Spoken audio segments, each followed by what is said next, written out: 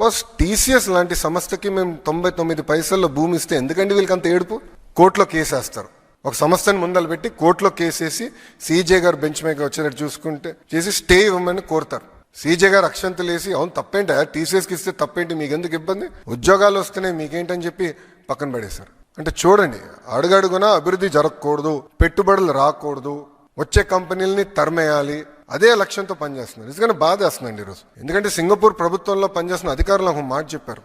చెన్నైలో ఒక company, Singapore కంపెనీకి ఏదో ఇబ్బంది వస్తే డిఎంకే ఏఐడిఎంకే ఎంపీలు అందరూ కలిసికట్టుగా వెళ్ళి సింగపూర్ హై కమిషనర్ గారిని కలిశారు. సింగపూర్ అంటే భారతదేశంలో సింగపూర్ అధికారులను కలిసి ఇది ఉంది, ఈ సమస్య ఉందని చెప్పారంట. ఆయన ఆశ్చర్యపోయారు, అరే మీరు ఇద్దరు ఎప్పుడు కొట్టుకుంటారు కదా, ఇప్పుడు ఇద్దరు కలిసికట్టుకు వచ్చి ఏంటి మమ్మల్ని కలిసారంటే వాళ్ళు ఒక మాట చెప్పారండి. సార్ చెన్నై వరకు మేము కొట్టుకుంటాం సార్, చెన్నై దాటి వచ్చిన తర్వాత మేము తమిళనాడు సార్, తమిళనాడు మేము రాష్ట్రం కోసం మేము కలిసికట్టుగా పనిచేస్తాం, మాకు ఎలాంటి విభేదాలు లేవు, ఈ సమస్య మీరు పరిష్కరించండి అని చెప్పారు. కానీ ఈరోజు చూడండి, ప్రభుత్వం ఇంత కష్టపడుతుంటే, పెట్టుబడులు తీసుకొచ్చడానికి అహర్నిశలు ప్రయత్నిస్తుంటే వీళ్ళు ఇట్లా ఈమెయిల్స్ రాయించి ఏకంగా కోర్టుకి వెళ్తే ఇంకా ఎక్కడ పోతాండి.